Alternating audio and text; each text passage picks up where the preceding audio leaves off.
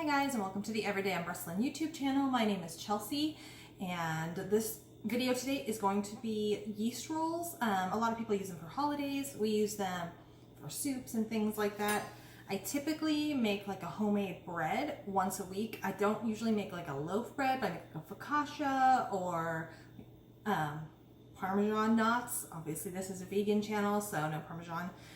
But this is a yeast roll that you can use like in the holidays. I made some a few weeks ago and posted it, and a lot of people asked me for the recipe. We had some friends over and they really loved it, so I figured I would share it with you guys since it's getting a little cooler out and you might be making soups, or if you want to make some bread for your family for the holidays, this is the perfect option, especially if you want a vegan version of that. So the first thing you're going to want to do is get a cup of water. It's going to be warmer than room temperature, warm to the touch, a little bit warmer to the touch, because you're going to want to put your yeast in, and you want your yeast to activate in the warm water. So I have 1 cup of water, and I buy my yeast in bulk. If you have yeast that's not in those little packages, it's 2 1/4 teaspoons of yeast equals 1 package. So I do that. 1/4.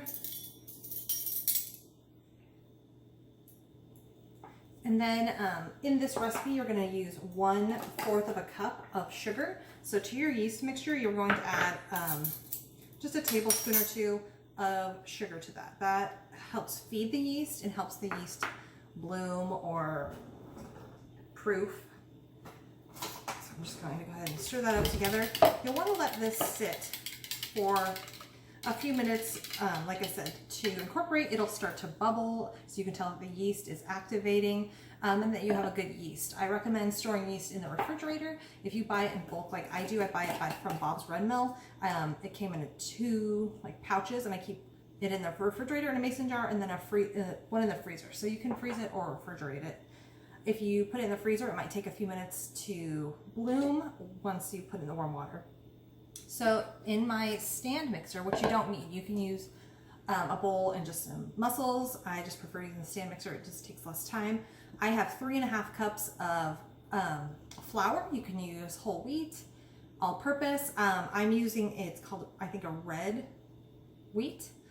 I buy it in bulk. I buy a 25-pound bag and store it in our downstairs pantry, just because we bake quite often, and mine is an organic option. I have noticed just by baking for the last 10 years that organic flours do have a little bit different consistency than your traditional all-purpose flour, but it's nothing that will you really be able to tell. I can just tell a little bit.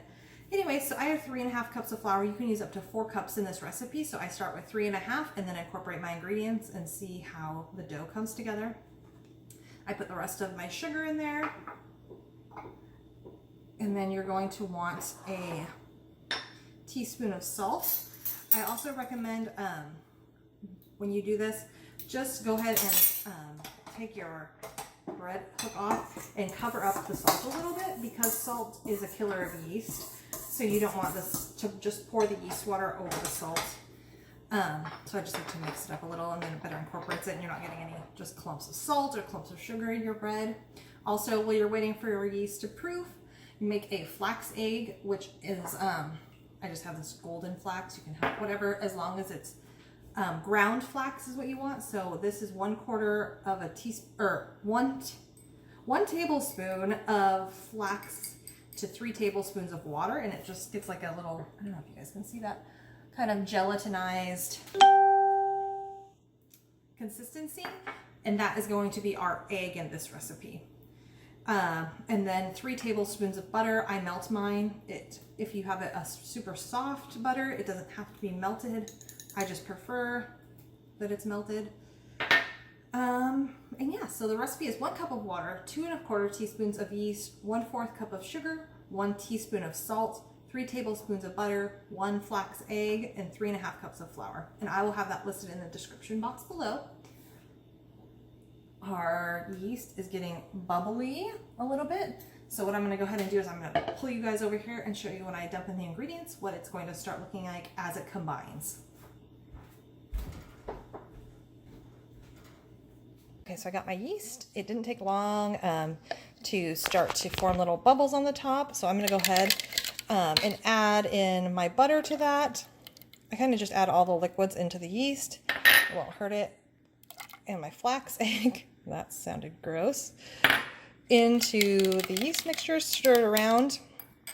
And then I pulled up my mixer. And I'm going to go ahead and just add it in. I kind of added in a little bit on the side and let the mixer do the work. You don't have to add it in slowly, or there's no real right or wrong to that. And just let it go ahead and mix. Every once in a while I will turn it off, and you can use a whisk, or I mean a spatula if you want, but I just kind of pull down the sides into the bread, stir it a little manually, and then let it go. All right, I will show you guys once it forms a ball what it looks like.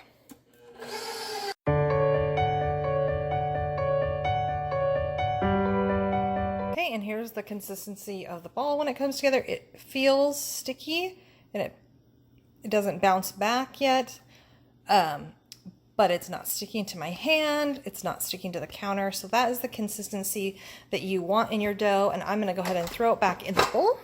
I'm going to cover it with a towel and put it in the oven to proof for about an hour. That means rise or double in size. Once it does that, I will punch it down and then start forming the rolls. And I will show you guys how I form my rolls and how I bake them in a 13 by 9 inch pan.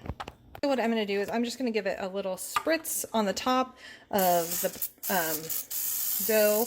I use a mist dough. If you guys are looking for a good oil alternative, then those, I don't know what they are, like Pam type of sprays. This is a good one. You pump it and then you just spray it. So you're not wasting aerosol cans. You're refilling it. You can refill it with what you want. I have a pretty good olive oil and avocado oil. I also have a coconut oil one. Anyways, so those are some awesome alternatives to like pan spray. Anyway, so I'm going to do that, and then I'm going to go ahead and turn it. Ooh, sorry, it's on my uneven. Just so it gets a little bit of oil on each side, so it's not going to stick to the pan a little bit, or at all. And cover in a towel. When I put it in the oven, I do want to turn the oven light on, unless you have a pretty warm house, like maybe in the winter you don't have to do that, but oven light actually warms your oven and has the proofing, lets the proofing happen pretty easily. You can also set it outside. I might do that because it is a nice day. And if it's above like 77 degrees, you probably don't want to do that because it will start cooking. You want it to just proof. You don't want it to cook. So I'm going to go ahead and toss it in the oven. Okay, so I have my dough here. It is more than doubled in size. I did actually put it in the fridge. I punched it down a little bit and put it in the fridge because we had to run to a book fair for my son's school. I was also proofing it outside, so it was a little bit bigger than this. I sprayed a 13 by 9 inch pan with just some olive oil. I have this mat, you don't need it, and this cutter. So we're going to be cutting our rolls into logs and then cutting them into roll circles, and then I will be forming them. Again, you don't need it, but I like it just so I don't have to use more flour and incorporate that into the dough. And so yeah, so you just punch it down, let all the air escape, and it will turn out onto the mat. Sorry, this is like the worst way for me to film this. I just don't really have a lot of options. So you can either, like I said, put it in a pan 13 by 9, or you can form it individual balls. You can do knots. You can do all kinds of things. So I'm going to do a 5 by 4. So that is 5 rolls by 4 rolls. I feel like that fits best. And I like having smaller rolls, especially when you have kiddos, because all they want are the rolls. So I'm going to go ahead and section this off. I'm going to not do it in half because I'm going to do one of these. That one I'm going to do in half. And then I will cut these individuals into 4 pieces. If that makes sense. So I have a little monkey on the counter. So then, yeah, so then I'll kind of roll these out a little bit, and I'll cut them each into little balls that are 4 little balls in each.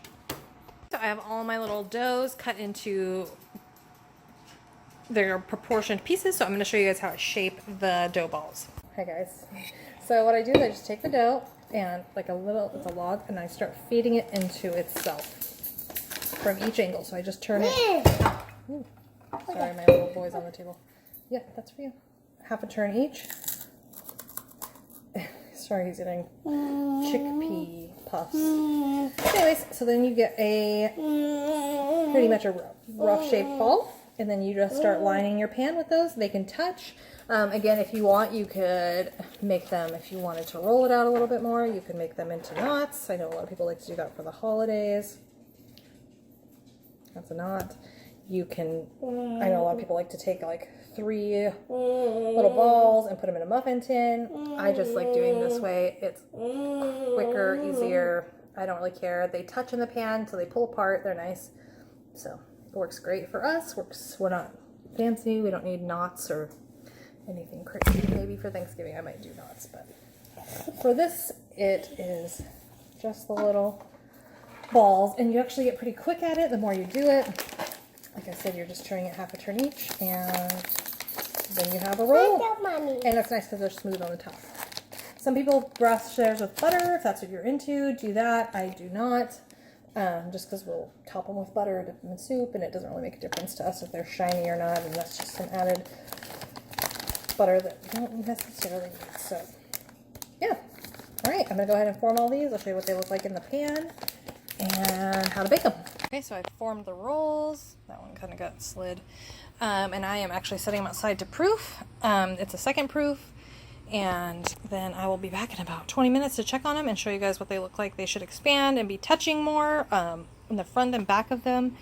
And then we'll throw them in the oven. Just start preheating your oven at 350, and they bake for about 15 minutes. Okay, I am making some lentil soup here. I just have a diced red onion. I'm going to add, oh my goodness, this is the worst angle ever, to my Instant Pot. And then I have some carrots and onions. I just diced them up in here that I'm also going to add. I'm going to add that first. Pretend like I added the onion. I'll add that.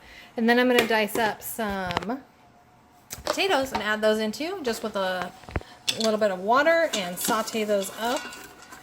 And I just have my Instant Pot on saute, and then I am going to add my potatoes after I saute that for a few minutes, and a couple cloves of garlic. It's one onion. I used red because that's all I had. About 3 medium-sized carrots and about 4 celery stalks.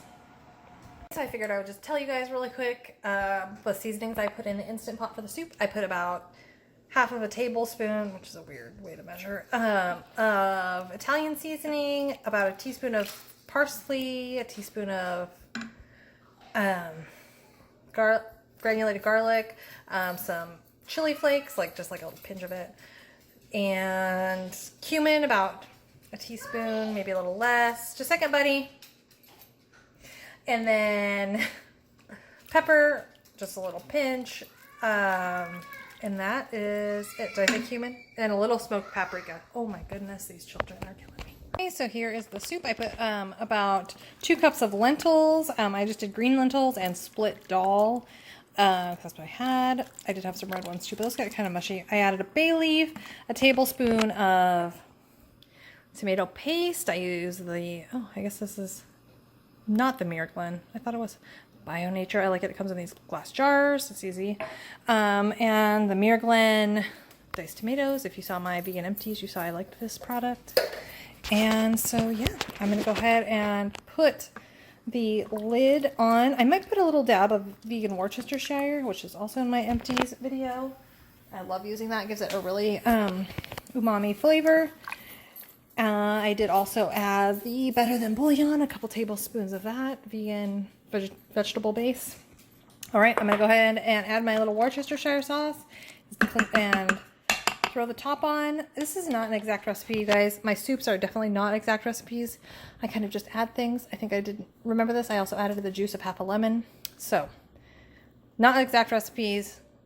Soups are really easy just to throw everything in and create as you go. So, I'm going to go ahead, add that Worcestershire and put the top on. I think I'm going to cook it. The lentils are almost pretty much done for 15 minutes just to get the veggies done.